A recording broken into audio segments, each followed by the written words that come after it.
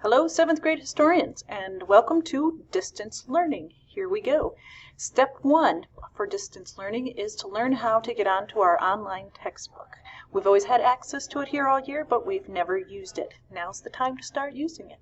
So hopefully you followed directions in Google Classroom and that you clicked on the link to open the online textbook in one tab, and now you're watching this video in a different tab.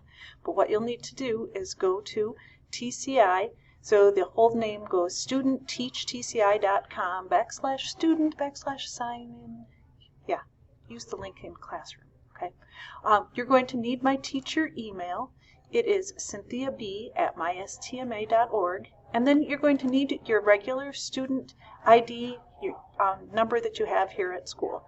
So, for example, I will just type in a slightly random one here, and then you're going to use your same password that you have at school and hit sign in, and you should be good. Yes, you are.